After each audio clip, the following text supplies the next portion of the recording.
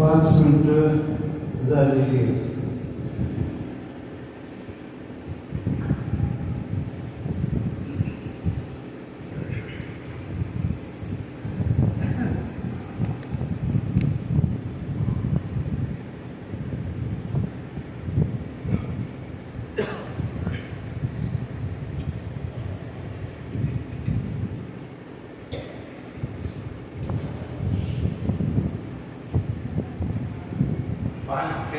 झालेले आहेत.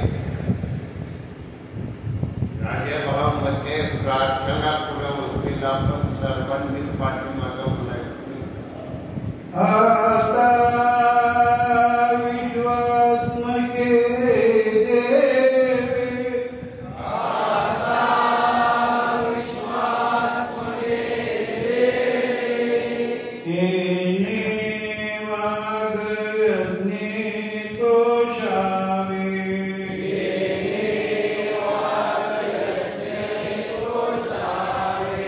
तो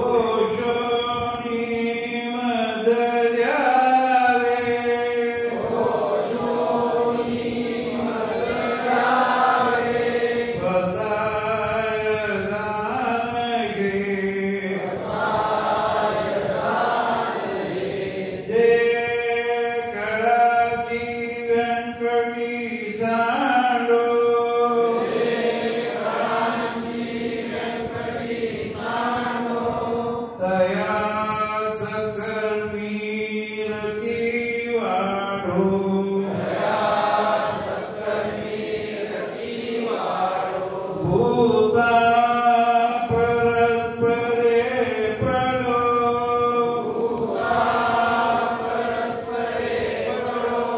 मैत्र जीवाचे दुरिताचे तिमिर जाओ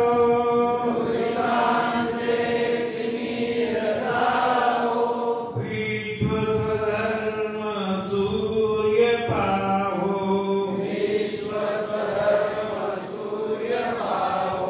तो देवांचिल तो ते राहो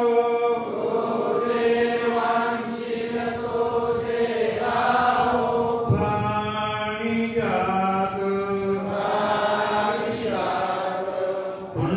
पुंडलिकावर्ते गरुड श्री ज्ञानदेव तुकाराम माऊली ज्ञानेश्वर महाराज की जय जगद्गुरु तुकाराम महाराज की जय सद्गुरु समर्थ हमीर बाबा महाराज की जय जनता जनार्दन महाराज की जय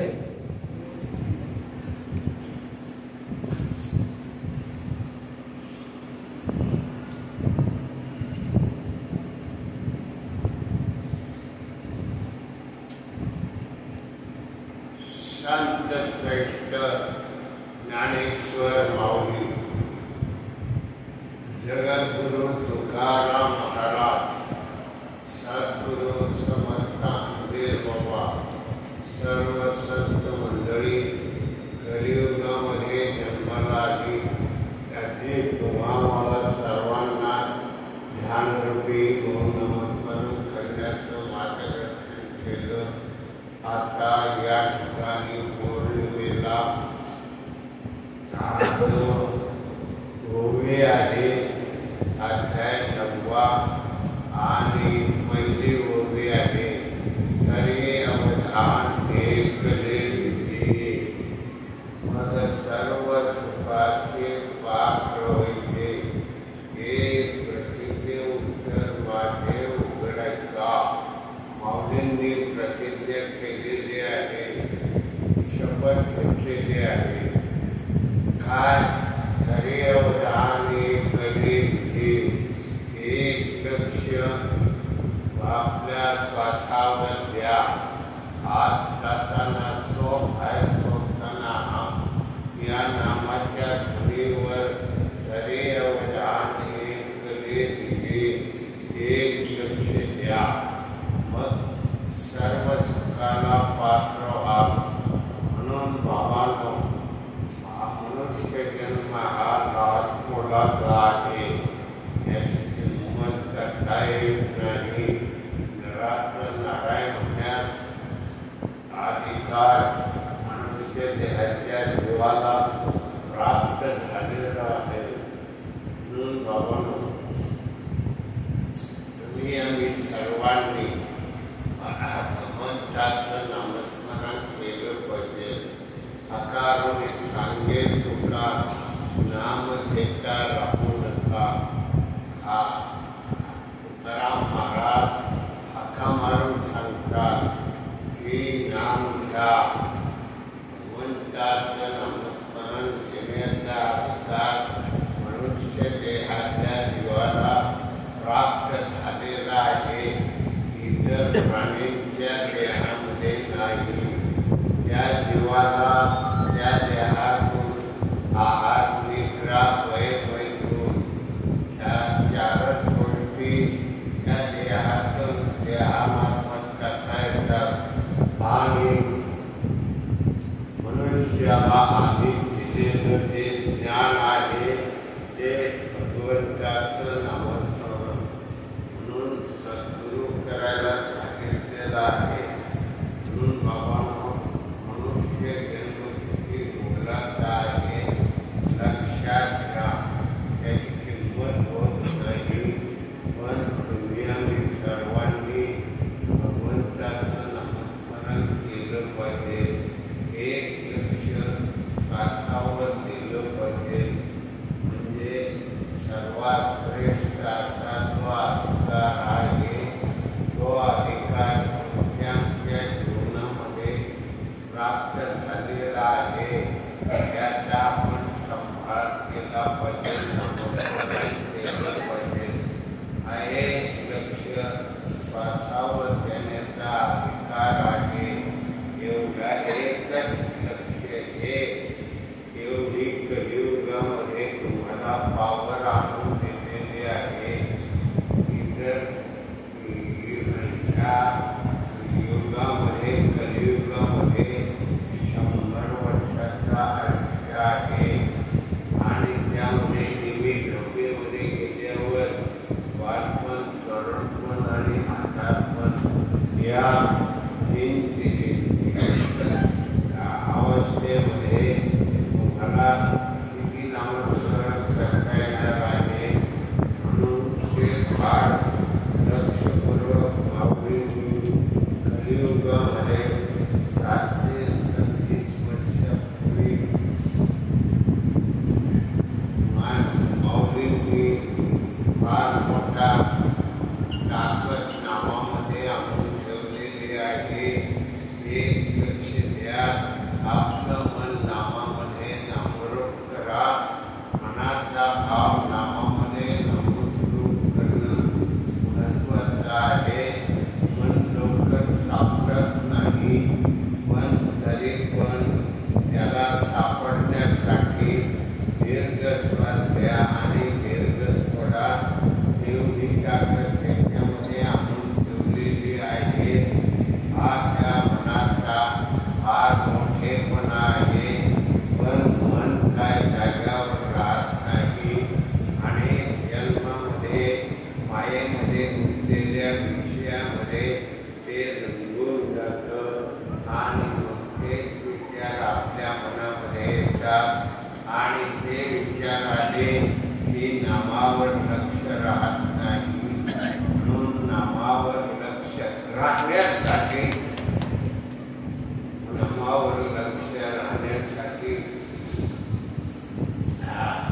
श्वास दीर्घ घ्यायचा आणि श्वास दीर्घ सोडायचा आणि दृष्टी नाकाच्या शिंद्यावर ठेवायची. म्हणजे अंतर्निहित स्वरूपामधून आपल्या मध्यभागी दृष्टी ठेवायची. सवय लागस्तवर नाकाच्या शिंद्यावर दृष्टी ठेवायची.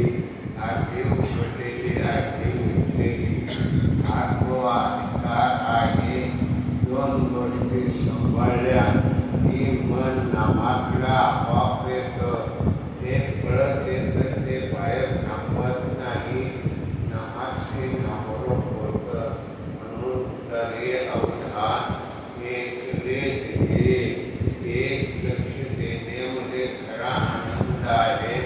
आनंदाचे आनंद, आनंदाच्या डोही, आनंदाचा कंद, आनंद निर्माण होतो आणि तो आनंद एवढा असतो की आपल्या हृदयामध्ये वावत नाही.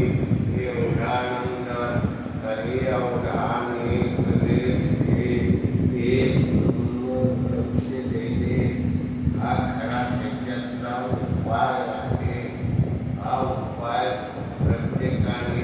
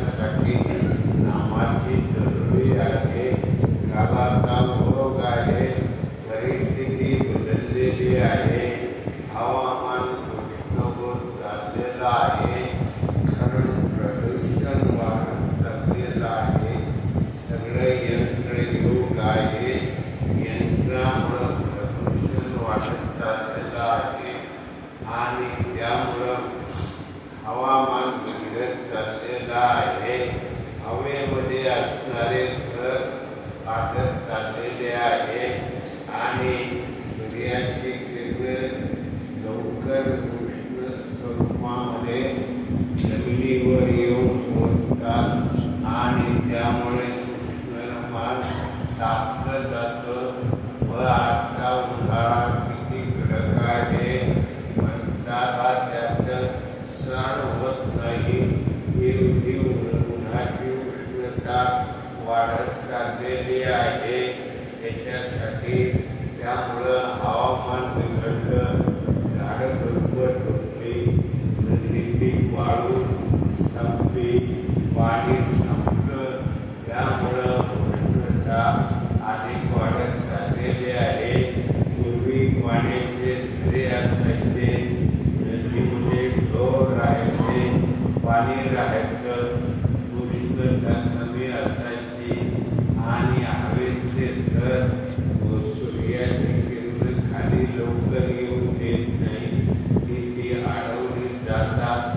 त्यामुळं उष्णता कमी प्रमाणात राहते. आत्ताची उष्णता आणि त्या काळाची उष्णता यामध्ये उन्हाळ्यात फरक असतो. असा त्या उन्हाळ्यातला कडक उन्हाळा असतो. झाडाखाली बसलं तर उष्ण हवा आल्यामुळं गरम वातावरण होतं. पण त्या काळामध्ये झाडाखाली बसलं की झाडाची सावली असल्यामुळं ती थंडगार वाटायची. या पंख्यांच्याही हवामान त्या वेळेला उन्हाळ्यात झाडं झुडपामुळं थंड राहायचं आणि उष्णता राहायची. पण प्रमाणबद्ध त्याचा परिणाम लोकांच्यावर होत नव्हता. लोक त्यावेळेला काटत होती. त्यावेळेचं वातावरण आजचं वातावरण याच्यात खूप जमीन आसमानचा फरक होत चाललेला आहे आणि लोकांची नशापाणी वातावरण वाढलेलं आहे. त्यामुळं शरीरात असणारा विष आपलं विष अन्न पचनासाठी विशिष्ट प्रकारची प्रक्रिया होऊन त्यामध्ये अन्न पचन केलं जातं. अन्न पचन होत होतं. आता लोकांनी नशापाणी केल्यामुळं त्या विषयामुळं आपलं विष संपत झालेलं आहे. त्यामुळं अन्न पचनाची प्रक्रिया बिघडत चाललेली आहे. त्यामुळं रोगवाढी वाढत आहे. नवीन नवीन रोग येऊ लागलेले आहे. जुने रोग बाह्य होऊ लागलेले आहे आणि नवीन सगळे रोग यायला लागलेले आहेत. माणसाचं जीवन वाऱ्या कठीण होत चाललेलं आहे. म्हणून बाबांनो, नामस्मरण करा. नामाशिवाय उपाय नाही. नामामुळे शरीर आरोग्य प्राप्त होतं. तरी अवधान एकले दिले. शरीर आरोग्य राखायचं असेल तर प्रत्येकाला नामस्मरणच करावं लागेल. असं तयार झालेलं वातावरण आहे. त्यामुळं वातावरणामध्ये अनेक रोगामुळं मनुष्याचं आयुष्य कमी होत चाललेलं आहे आणि अर्ध्यावर मनुष्य मृत्युमुखी पडतो. त्यामुळं मनुष्याचं जीवन अस्थिर होत चाललेलं आहे. जीवनामध्ये अर्थ राहत नाही. अर्थ मिळवण्यासाठी ताकद राहत नाही. सगळे यंत्र येऊन पोचलेलं आहे. यंत्रामुळं कार्य करतात. मनुष्य इथून इतका पायी चालत नाही. सगळे यंत्रावर वाहनावर बसून लवकरात लवकर काम करण्याचा प्रयत्न करतो. म्हणून बाबांनो, मनुष्य जन्माचं वातावरण हे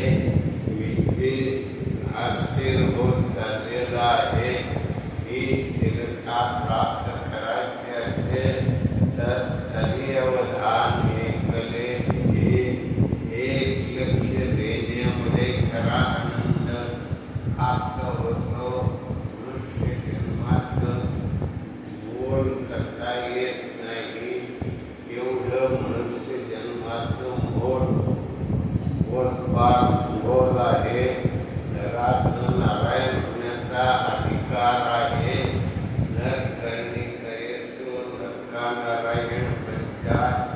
नराचं नारायण होण्याचा अधिकार मनुष्य देहाच्या जीवाला प्राप्त झालेला आहे. म्हणून बाबांनो, मनुष्य जन्म किती मोलाचा आहे याचा तुम्ही विचार करा आणि भगवंताचं नामस्मरण केल्याशिवाय राहू नका. नियम पाळा, नियमानं नामस्मरण करा. नित्यने म्हणावी तो प्राणी दुर्लभ, लक्ष्मी वल्लभ दया जवळी. जवळ भगवंत आहे, आपल्याजवळ भगवंत आहे.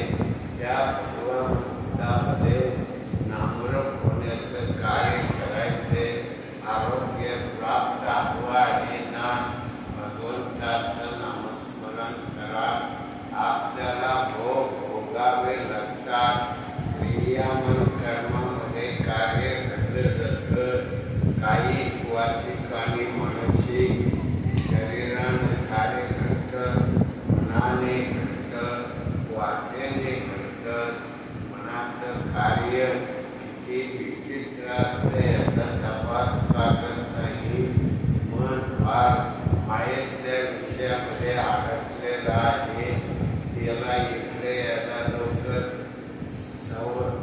सवड सापडत नाही. ते नामाकृत अंदर तिथे पळून जातं आणि बाहेर पडायचं. म्हणून त्याला दीर्घश्वास घ्या आणि दीर्घश्वास सोडा. हा खरा त्याच्यातला आनंद आहे. हा आनंद नामामुळं तयार होतो. नामाची गरज आहे. नामाशिवाय पर्याय राहिलेला नाही. आरोग्य मिळवायचं असेल तर नामस्मरण करा. नामाशिवाय पर्याय नाही. किती प्रयत्न केले, किती गोळ्या खाल्ल्या, औषधं घेतली, रोग काय बरा होत नाही. मग नाम घेतलं की रोगावर कंट्रोल येतं, रोग शुद्ध बनत जातो.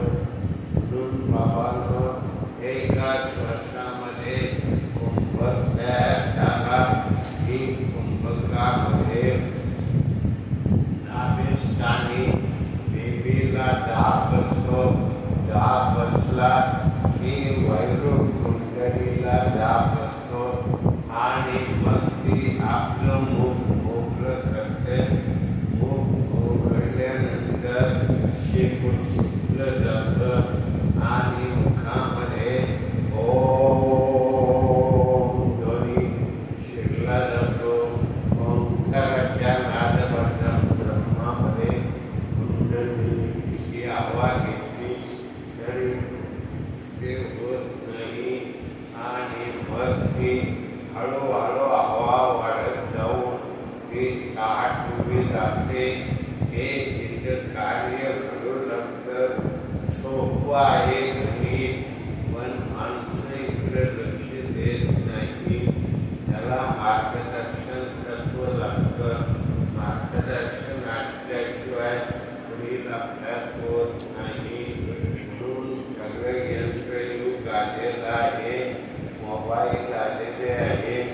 एका सेकंदामध्ये सगळी बटणं दाबली की लगेच आवाज जाऊन लगेच माणूस एकमेकाशी बोलतो. कितीही लांब असला, किती आपला प्रश्न असला तरी प्रश्नाचं उत्तर देता येतं. माणसं म्हणून तर यंत्रयुगामध्ये यंत्रयुग आलेलं आहे. विज्ञानाचं युग आहे. विज्ञानामध्ये प्रगती झालेली आहे. नामामध्ये प्रगती फार हळू चाललेली आहे. माणसं नामाकडं वळायला कठीण पडतात. माणसाचं जीवन बाहेरच्या मायेच्या विषयामध्ये अनेक जन्मातली माया या मनाला पळवीत राहते. मन पडालं तरी दीर्घ श्वास घेतला, दीर्घ सोडला की मन नामाकडे आपोआप येतं आणि मनाची पावर वाढत जाते. मनाची पावर वाढली की मन नामरूप होतं आणि मन नामरूप झालं की मन नामामध्ये एकरूप झाल्यावर एकाग्रता होते. मन आता मग कुंडली शक्ती जागी केली जाते आणि त्या कुंडली शक्तीमध्ये नामाची पावर सगळी ओंकाराचं ध्यान वाढलं की ती चलायमान होते. माकड हाडापासून पाठीमागच्या मणक्यापर्यंत ताट उभी राहते. म्हणून माणसाच्या जीवनामध्ये दशक्रिया विधी असतो. त्या दशक्रिया विधीमध्ये कावळा पूर्वेकडून निघून पश्चिमेकडे जातो. पश्चिमेच्या ठिकाणी त्या पिंडाला स्पर्श करतो. म्हणून अंतर्निष्ठ काक स्पर्श आहे. तो झाला की बहिर्निष्ठ काक स्पर्श असा घडून येतो आणि पश्चिमेकडून स्पर्श झाला की तो काक स्पर्श काखीमुखातून घडला जातो. म्हणून पश्चिम मार्गाने जाण्याला अवघड मार्ग आहे. तो मार्ग सहसा योगी कोणताही करत नाही. योगी या मार्गाने गेला तर पुन्हा जन्माला येत नाही. आधीच तो भगवंतमय होतो आणि त्या स्वरूपामध्ये विलीन होऊन पुन्हा आपलं जीवन भगवंत स्वरूपामध्ये त्या जीवाला एकरूप करून टाकतो आणि मग आनंद तयार होतो. म्हणून कुंडली शक्ती पाठीमागचा जो शेवटचा मणका आहे त्या मणक्यावर दोन मार्ग आहेत. एक पूर्व मार्ग आहे आणि एक पश्चिम मार्ग आहे. पाठीमागून पश्चिम मार्ग आहे आणि लहान मेंदूमधून तो पश्चिम मार्ग जातो. तिथं काखीमुख आहे. काक स्पर्श व्हायला हा काक स्पर्श पूर्ण अवघड असतं. कारण पश्चिमेचा मार्ग फार अवघड आहे. वैराग्यशील असं तो टिकतो. क्वचित एखादा टिकतो. मज बलवे ऊन काढिले पश्चिम पंचे चालविले. म्हणून काखीमुखातून जाताना तो सरळ गेला तर लवकर जातो. वाकडा तिकडा झाला तर वाकडा झाला की अंधार असतो. त्या अंधारामध्ये त्याला अवघड वाटतं. पुन्हा त्या सरळ व्हायला त्याला लवकर वाट सापडत नाही. पण वैराग्यशील असतो त्याला ती वाट लवकर सापडली जाते आणि तो वाकडा तिकडा कसाही गेला तरी पश्चिम मार्गाने तो जाण्याचा अधिकारी होतो. आणि मग ठिकाणी आल्यानंतर तो ब्रह्मांडात प्रवेश करतो. सहस्र गंगामध्ये तो गेल्यानंतर आपल्या आत्मरूप गणेशू केलिया स्मरण सकळ विद्येचे अधिकरण त्यांची बंधू श्री चरण श्री गुरुचे आत्मरूप गणेश प्रसन्न झाला. आत्मस्वरूपात गणेश आहे. त्या गणेशाचं दर्शन झालं की 14 विद्या आणि 64 कला प्राप्त होतात आणि मनुष्य सगळ्या विद्येमध्ये पारंगत होतो. 14 विद्येमध्ये तो पारंगत होतो. नेमबाजी विषय असू द्या, पोहण्याचा विषय असू द्या. 18 मैल बॅरिस्टर सावरकर समुद्र पोहून गेले. म्हणजे समुद्राचं पाणी किती जड असतं ते पोहण्याला अवघड असतं. पण बॅरिस्टर सावरकर 18 मैल समुद्र पोहून पश्चात झाले म्हणजे केवढी पावर आहे. म्हणजे 14 विद्या प्राप्त होतात आणि तो मनुष्य सर्व विद्येमध्ये 64 कलेमध्ये तो पारंगत होतो आणि मग तो कोणत्याही विद्येत पहिला नंबर तयार करतो आणि त्या कार्यामध्ये तो यशस्वी होतो.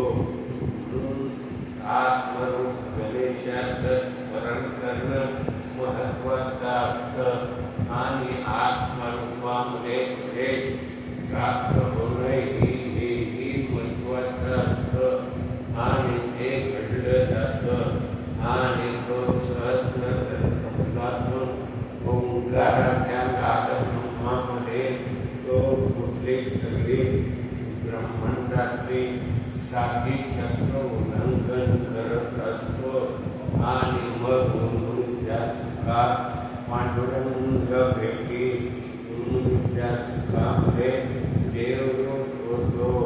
देव पावयाशी गेलो तेथे देवचे होऊन गेलो असा अधिकार तुमच्या जीवनामध्ये मिळाला जातो.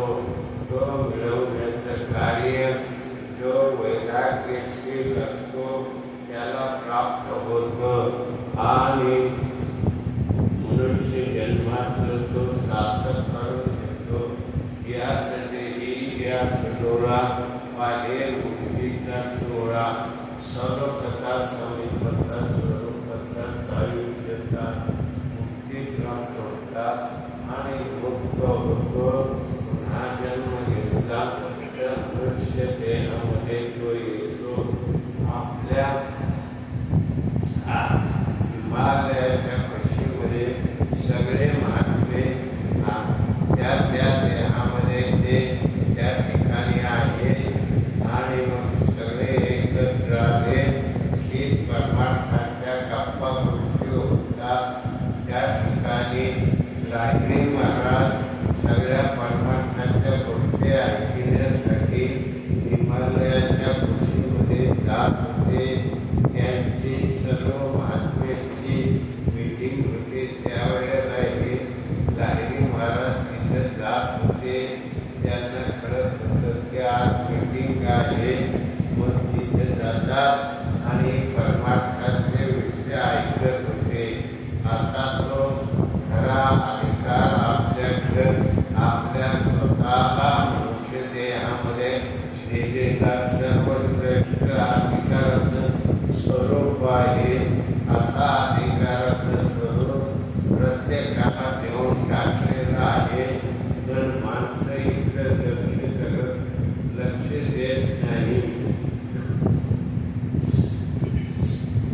दुर्लक्ष करतात.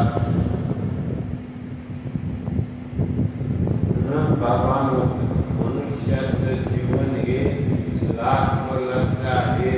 त्याची किंमत करता येत नाही. म्हणून तर जीवनाला अर्थ आहे.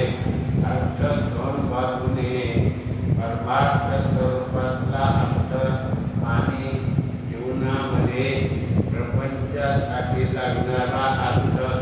दोन्ही अर्थ परिपूर्ण अवस्थेमध्ये तुम्हाला नामाच्या पावरनं आपल्या प्रपंचामध्ये काही अडचणी आल्या तरी त्या निघून जाऊन प्रपंच निर्गत असतो. म्हणून तर जीवनाचं महत्त्व आहे लाख मोलाचं. याचं मोल होत नाही पण याची किंमत करत नाही. याची किंमत एवढ्या मोलाची आहे. हे मोल जीवनात लाख मोलाचं आहे आणि विचार केला जातो. अर्थाचा त्याचा विचार करण्याची गरज नाही. फक्त आपलं नामस्मरण परमार्थ स्वरूपामधून झालं की बाहेरच्या प्रपंचातला अर्थ आपोआप मिळतो. त्याच्या विचारामध्ये पडायची गरज नाही. मग सगळं कार्य आपल्या मनासारखं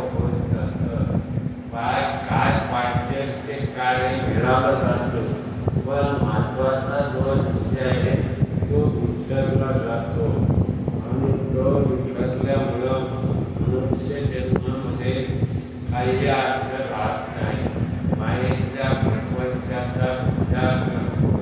प्रपंचामध्ये एक कार्य संपलं की दुसरे कार्य पुढे येऊन पडलेलं असतं. म्हणून प्रपंच कधी एकात्मक नाही.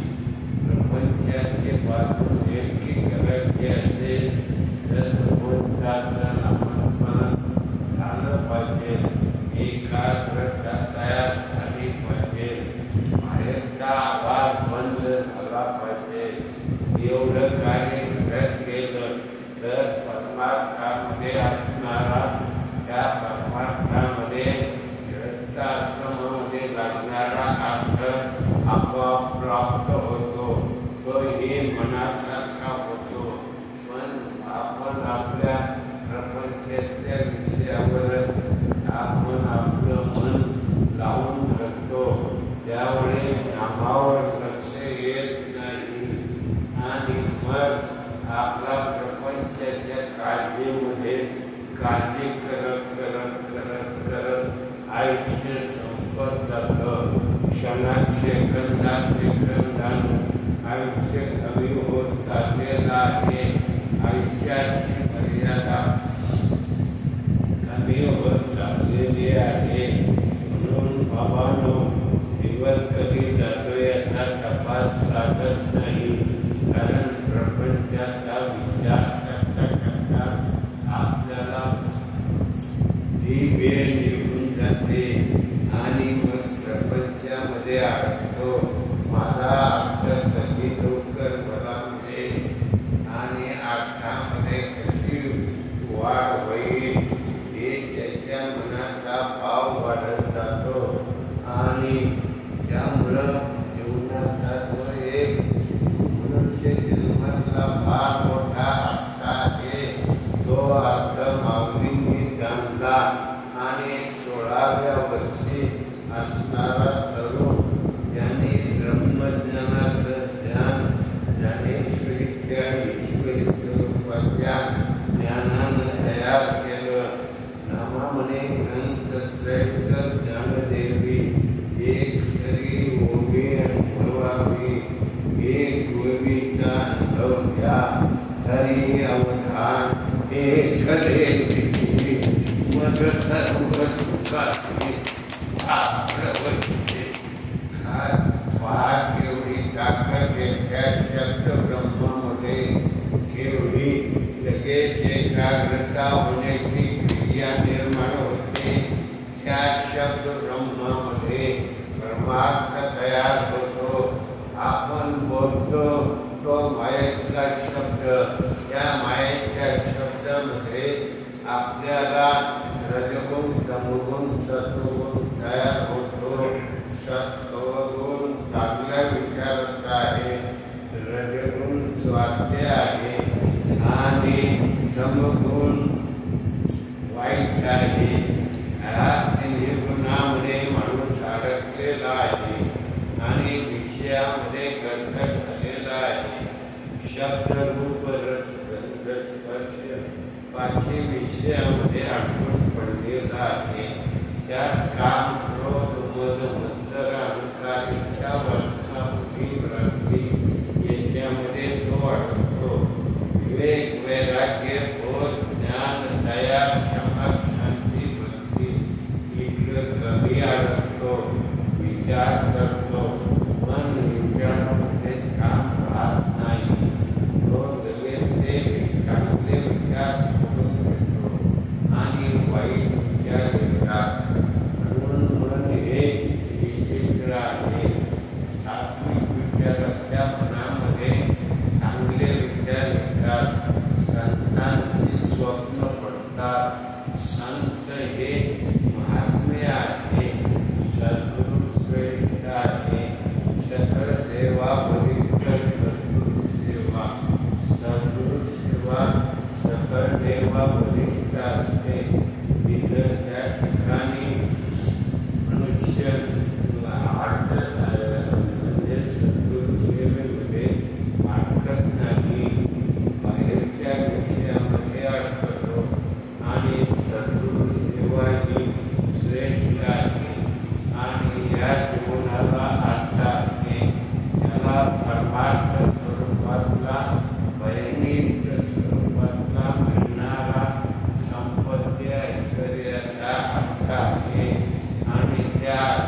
क्षणामध्ये बाहेरच्या अर्थामध्ये अडकतो.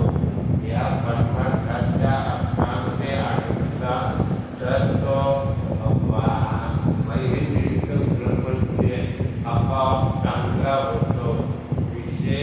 विषयांचे येणाऱ्या अडचणी संपून जातात. कधी संपतात याचं कळत नाही. म्हणून एवढा मोठा असला तरी काळजी करीत असतो. पैसा म्हणजे किती खर्च फिरला नाही. पैशानं मायेच्या विषयामध्ये पाप घातलं जातं. रजगुण तमगुण वाढला जातो. पैशाच्या परिस्थितीत सद्गुणाला फाटा सांगतो आणि मनासाठी सर्व करत राहतो. मान मिळावा ही त्याच्या जीवनातली एक संधी तयार होते. म्हणून बाबांनो, आयुष्य हे मुलाचं आहे. त्यात 50 वर्षाचं आहे. त्यात बालपणामध्ये काही जातात.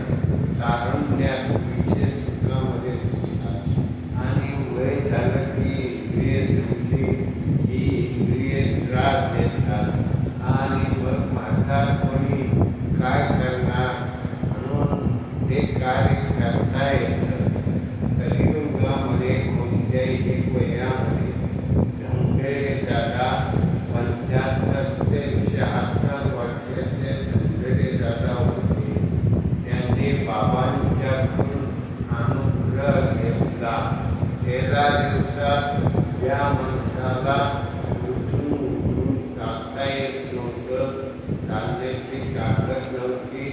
तो माणूस रात्री 2 वाजता 2 मैल पायी चालत झाला.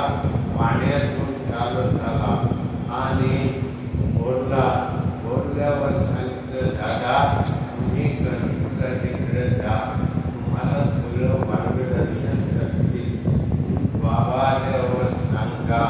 मग हे सगळं कार्य म्हणजे केवढ्या पावरचं आहे. बाबा अभ्यास करीत होते. त्यांनी परवानगी आईला दिलेली होती. फक्त भाकरी आणि पाणी आणून ठेवायच्या. त्या खाल्ल्या असल्या तर संपलं. नाही खाल्ल्या तर त्या घेऊन जायच्या. नवीन गाड्या तिथं ठेवायच्या. गणपती आणि त्यांचे गुरु येण्याला अधिकार ठेवला होता. त्यांचे गुरु वरचेवर येत होते, मार्गदर्शन करत होते. मग शेवटी योग वाचन शास्त्राप्रमाणे त्यांच्या गुरुंनी अभ्यास करायला सांगितला. त्यांचे गुरु कंठचक्रापर्यंत गेलेले होते. तिथून पुढं त्यांना काय जमलं नाही. त्यांनी योग वाचन शास्त्राप्रमाणे अभ्यास करा असं सांगून टाकलं. म्हणजे बाबांना तेवढा अभ्यास तयार करण्यासाठी योग वाचन शास्त्राचा आधार घ्यावा लागला. म्हणून बाबांचं जीवन हे भगवंत स्वरूप झालं, देवरूप झाले. आनंदाची त्यांनी आपल्या जीवनामध्ये निर्माण केला. 21 दिवस गाणगापुरामध्ये होते आणि 21 दिवसाच्या कालावधीमध्ये शेवटचे 3 दिवस मार्गशीर्ष पौर्णिमा होती. मार्गशीर्ष पौर्णिमा, चतुर्दशी आणि त्रयोदशी 3 दिवस भगवंतांनी भेट दिली. पहिली भेट तारुण्याच्या अवस्थेमध्ये दिली आणि तारुण्याच्या अवस्थेमध्ये त्यांनी एकमेकाचं 12 वाजल्यापासून पहाटे 4 वाजेपर्यंत एकमेकाकडे पाहत राहिले. कोणीही बातमी कळवली नाही. आता प्रत्यक्ष भगवंत तिथं होता. भगवंताची बातमी लावणार नाही.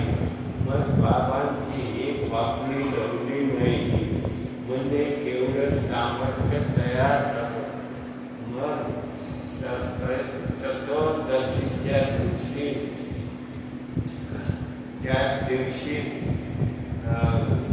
वयस्कर अशा पांढरी झाडी, पांढरे सगळे कपडे आणि आज्ञान भाऊ भगवंतानं स्वरूप धारण केलं, दत्तानं स्वरूप धारण केलं आणि त्यांनी दर्शन दिलं आणि विचारलं तुला काय पाहिजे, देव पाहिजे.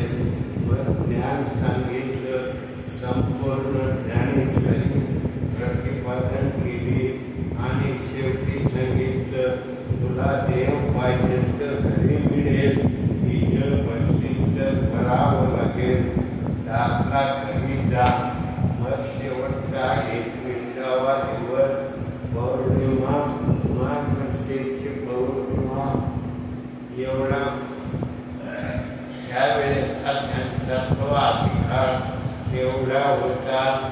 त्या शेवटी 12 वाजता आणि आंबड्या संगमावरून 4 खिलारी बैल, त्या बैलांच्या पाठीवर वंजळपड पाणी साचत अशी ताकद त्यांना होती. ती बैल आली आणि 12 वर्षाचा जन्म मुलगा त्यांनी त्यांच्या पाठीमागे पळत होता आणि बैलांना चाबूक लावित होता. बैल जास्त पळतील का मुलगा जास्त पळेल, पण तो देवरूप होता म्हणून त्या दोन्ही बैलांच्या पाठीमागे पळत राहिला आणि गावाकडे गेला.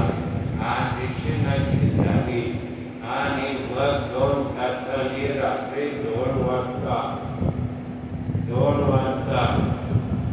तिकडनं ती बैल पळत आली. दोन्ही बाजूनी 2-2 बैल निघून गेली. मुलगा आधांतरी उभा राहिला. त्यांनी बाबांच्या तोंडात मारली. त्या चौकड्यावरून ते खाली पडले आणि मग मनाचा विचार बदलला. थांबायचा असेल भरावं लागेल आणि देव पाहिजे घरी मिळेल. मग ते पहाटे 4 वाजता उठले. त्यावेळेला एक 70 वर्षाचा ब्राह्मण दररोज पाणी आणायला यायचा. हिवाळा पावसाळा, थंडी असो, पावसाळा असो, हिवाळा असो, उन्हाळा असो, काही असो, पण तो दररोज येत होता. आणि मग तो बाबा तो यायचा. काय म्हण बाबा उठले, खाली उतरले, चालायला लागले. तो ब्राह्मण म्हटला थांब बाबा, तो फार भाग्यवंत आहे. चल म्हणले घरी. घरी नेलं, अंघोळ लागली.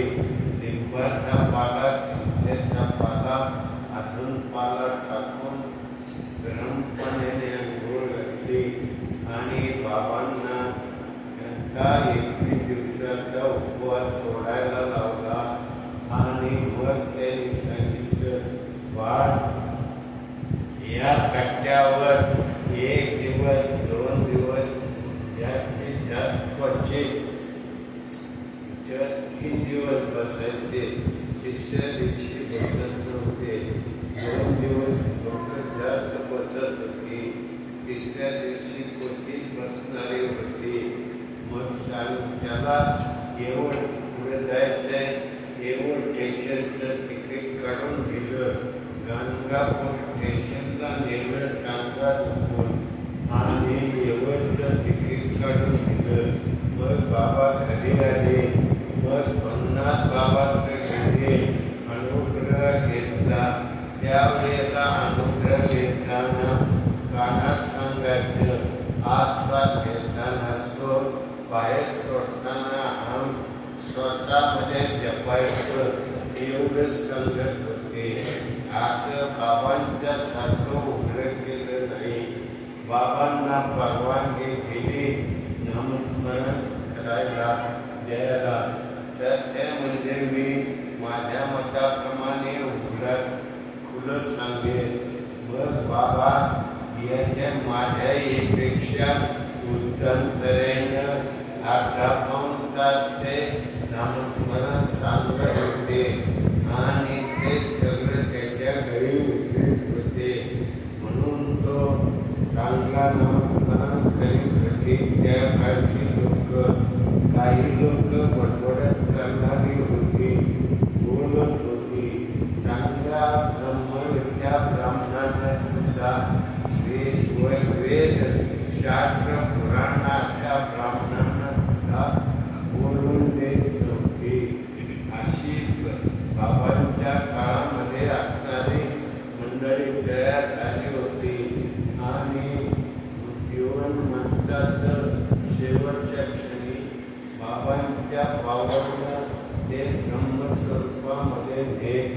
देत होते.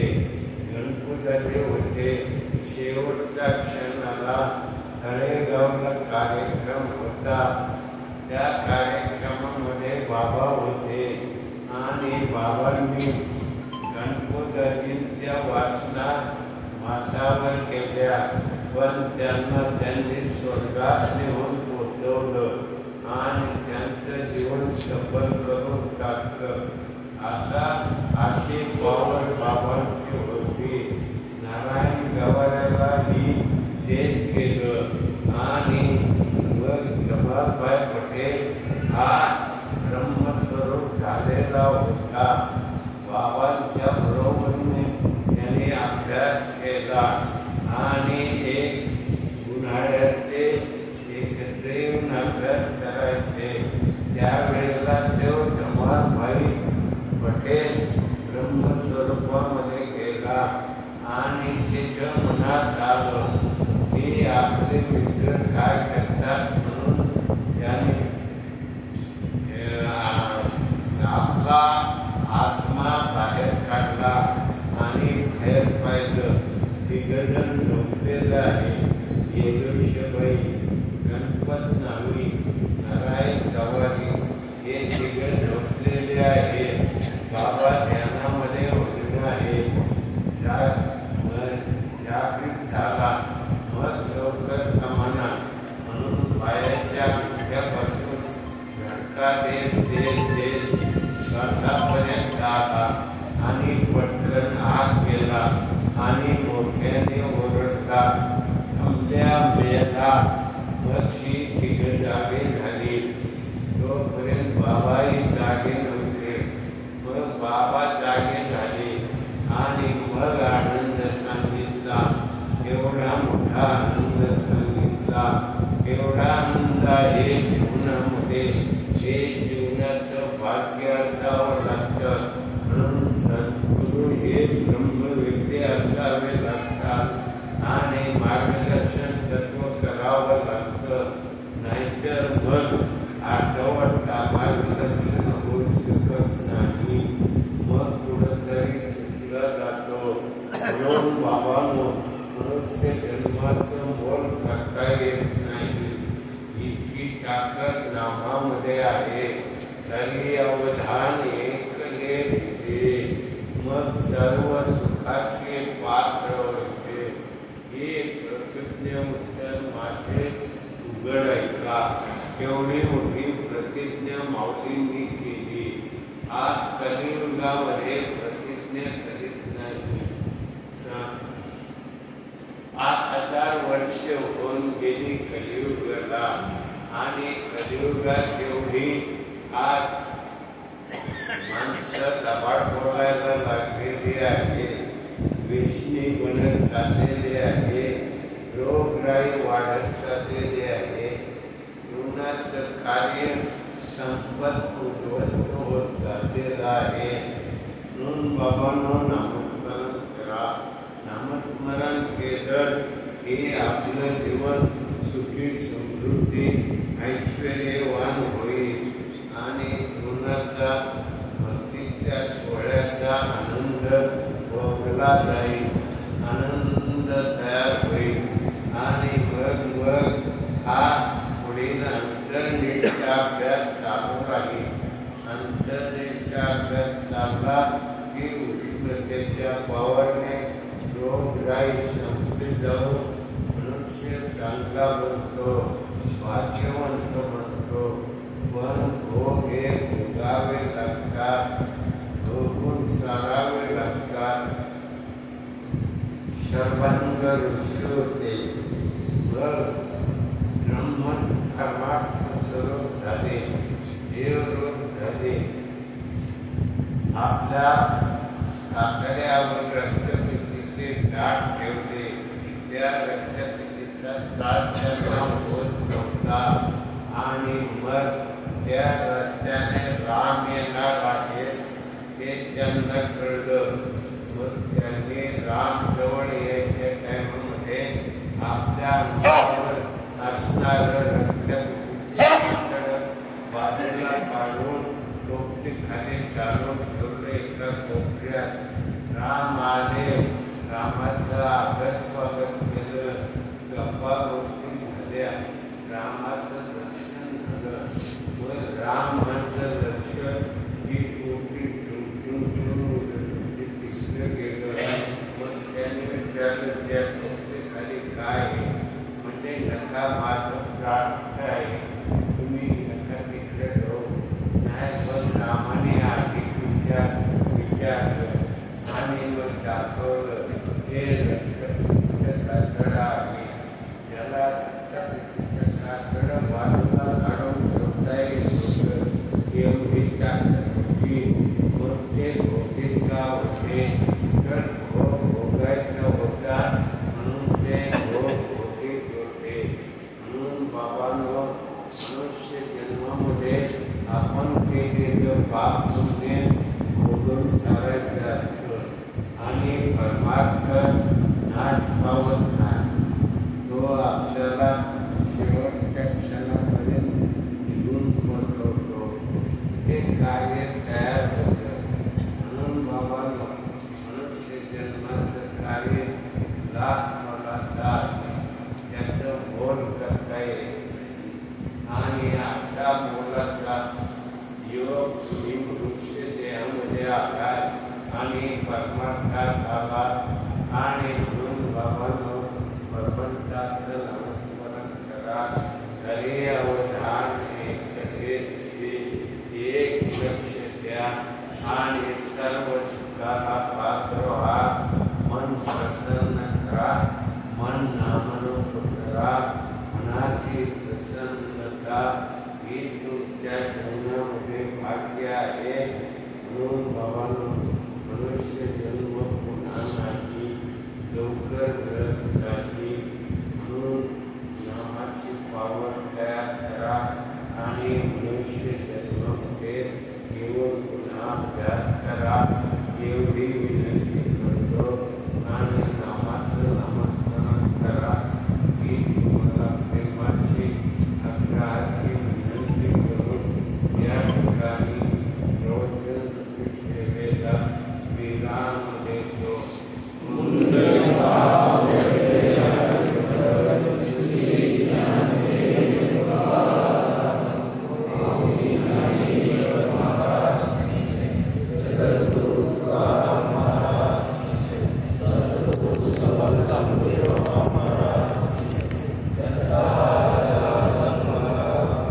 शिबिर आहे, सदृशता होती आहे. माहुळेश्वरला येणे गावामध्ये 4 मे ते 6 मेला आहे.